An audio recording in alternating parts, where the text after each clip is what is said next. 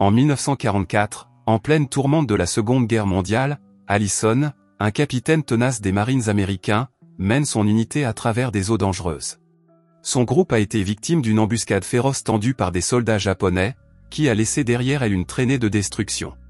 Dans la confusion, Allison parvient à s'échapper et il se retrouve à la dérive sur un petit canot gonflable, seul au milieu d'une mer infinie pendant des jours, avec seulement l'horizon pour guide. Affaibli par la faim et la fatigue, mais poussé par une volonté inébranlable de survivre, il observe les vagues infinies jusqu'à ce que ses yeux fatigués aperçoivent une île lointaine. Avec une détermination renouvelée, il rame vers le rivage, les bras endoloris par l'effort, jusqu'à ce qu'il atteigne enfin la plage. Après avoir fixé le canot pneumatique entre les rochers, il pose le pied sur l'île à la recherche d'un signe de secours. Le paysage devant lui est luxuriant, avec des arbres imposants, des plantes et des formations rocheuses déchiquetées, mais dépourvues de toute présence humaine, ce qui amplifie son sentiment d'isolement. Alors qu'Allison s'aventure sur l'île, son regard tombe sur une modeste église nichée dans la verdure. S'approchant prudemment, il remarque une religieuse, Angela. Angela est surprise par la vue d'un inconnu, alors Allison, sentant la peur de la femme, lève les mains en signe de paix et lui parle avec prudence. Son comportement calme apaise la tension de la femme et il lui demande combien d'autres personnes vivent sur l'île, mais Angela répond qu'elle est seule. Allison, sceptique quant à sa présence solitaire dans un endroit aussi reculé, a du mal à croire ses paroles. Angela l'invite alors dans son humble refuge, une petite maison improvisée construite avec des matériaux naturels. Elle lui offre de la nourriture, un repas modeste à base de fruits et de racines, qu'il accepte avec gratitude. Son corps a besoin de se nourrir après plusieurs jours à la dérive. Angela lui raconte son voyage déchirant, révélant qu'elle est arrivée sur l'île avec un prêtre en mission pour sauver plusieurs prêtres âgés de l'avancée des forces japonaises. Malheureusement, à leur arrivée, l'ennemi avait déjà capturé les prêtres, les laissant bloqués sur l'île. Le chaos de la guerre les a contraints à se cacher, mais les prêtres sont morts de maladie, laissant Angela seule. Ses proches, la croyant capturée par les Japonais, n'ont pas envoyé de secours, la condamnant à cette existence isolée. Allison, ému par son histoire, lui raconte que son unité a été décimée lors d'une attaque surprise et qu'il a réussi à s'échapper de justesse, errant sans but jusqu'à ce que le destin le mène sur cette île. Après un bref repos, Allison se réveille et trouve Angela agenouillée, allumant des bougies et murmurant des prières pour demander l'aide divine. Désormais, leur survie dépend des ressources de l'île. Allison grimpe au grand cocotier, secoue les fruits mûrs et les passe à Angela. Conscient de la nécessité de protéines pour reprendre des forces, Allison aperçoit une tortue qui nage dans les eaux peu profondes de l'océan. Avec une corde et un morceau de bois, il prépare le radeau et Angela, déterminée à l'aider, le rejoint, et il rame vers la tortue. Mais l'agilité de la tortue dans l'eau dépasse les efforts d'Allison, qui tombe à l'eau et est engloutie par la mer froide. Angela l'aide à se remettre debout sur le radeau et ensemble, ils parviennent à capturer la tortue.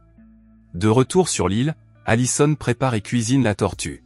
Pendant qu'ils mangent, il commente avec un optimisme renouvelé que cette île offre tout ce dont ils ont besoin.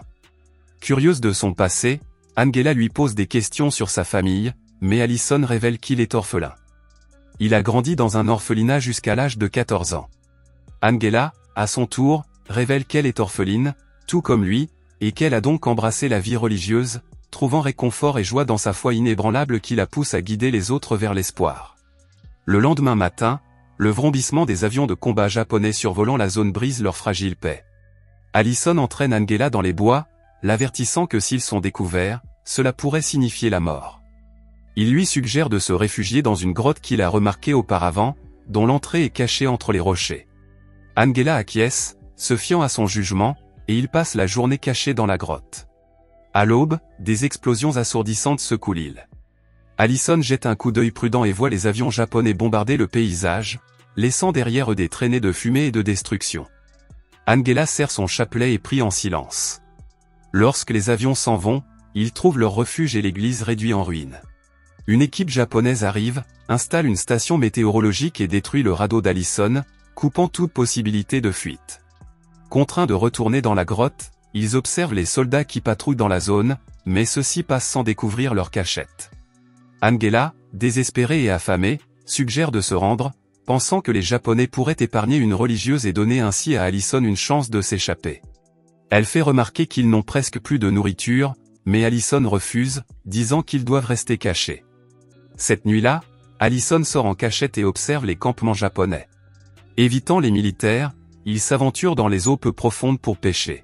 Un soldat le voit, mais Allison reste immobile, faisant semblant d'être mort jusqu'à ce que le soldat s'éloigne. Il attrape plusieurs poissons et retourne à la grotte où Angela et lui partagent leur repas. Angela, qui a renoncé aux poissons lorsqu'elle est devenue religieuse, a du mal à avaler, alors elle vomit et va se coucher, mais son corps est affaibli par la faim. Plus tard, pendant qu'Angela se repose, Allison ressort, se couvrant le visage de suie pour se camoufler dans la nuit. Il s'infiltre dans le camp japonais et rassemble silencieusement de la nourriture dans un sac. Soudain, un soldat s'approche, obligeant Allison à se cacher derrière des caisses. Piégé, il reste là toute la nuit, incapable de s'échapper jusqu'à l'aube, lorsque les soldats sont distraits par des exercices. Profitant de l'occasion, Allison s'enfuit avec la nourriture et se cache dans la jungle pour le moment. Pendant ce temps, Angela se réveille et découvre qu'il n'est pas là, craignant qu'il ait été capturé ou tué. Quand Allison revient sain et sauf, le soulagement d'Angela est palpable, mais sa peur se transforme en colère, pensant qu'il était mort, alors Allison promet de ne plus jamais partir sans lui dire. Le lendemain, pour lui remonter le moral, Allison offre à Angela une fleur et un petit peigne en bois qu'il a fabriqué lui-même, des gestes qui font apparaître un sourire sur son visage. Curieux de savoir ce que l'avenir lui réserve, il lui demande si elle a déjà songé à abandonner la vie de religieuse. Angela lui révèle qu'elle n'a pas encore prononcé ses vœux définitifs, car les religieuses ont 5 ans pour prendre une décision définitive et qu'elle est encore incertaine quant à son avenir.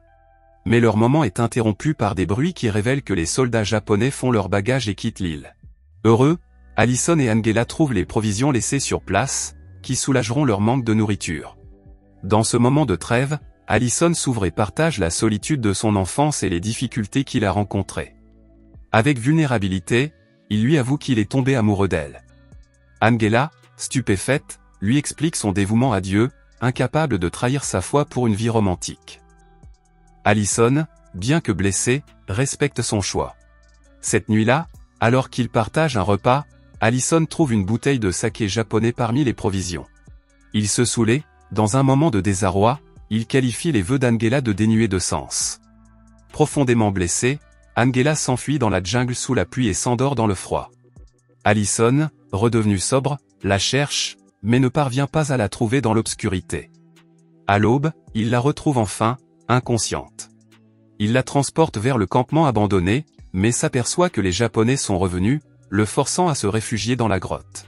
L'état d'Angela empire malheureusement. Risquant tout, Allison s'introduit dans le campement japonais et vole des couvertures et des médicaments. Un soldat le voit et, dans un acte désespéré, Allison tue l'homme avec son couteau, cachant le corps pour éviter d'être découvert. De retour à la grotte, il change les vêtements mouillés d'Angela pour la garder au chaud, lui administre les médicaments et, pour la première fois, il prie pour sa guérison, laissant son scepticisme place à l'espoir. Quand Angela reprend connaissance, elle demande qui lui a changé ses vêtements. Allison lui explique que c'était nécessaire pour lui sauver la vie et s'excuse pour les paroles qu'il a prononcées lorsqu'il était ivre, mais elle lui pardonne. Soudain, des explosions se font entendre à l'extérieur. Les Japonais, ayant trouvé le corps du soldat, bombardent l'île à la recherche d'Allison. Les soldats s'approchent de la grotte, et Angela prie, convaincue que leur fin est proche. À ce moment-là, cependant, des explosions encore plus fortes se font entendre, révélant que les avions de la marine américaine attaquent les forces japonaises. Allison remarque que les Japonais ont positionné 4 canons, rendant le débarquement américain dangereux. Il dit à Angela qu'il doit désactiver lui-même ses canons pour sauver ses camarades. Angela, bien qu'effrayée, accepte qu'il y aille. Esquivant les bombes, Allison se ferait un chemin à travers le champ de bataille où gisent la plupart des soldats japonais morts.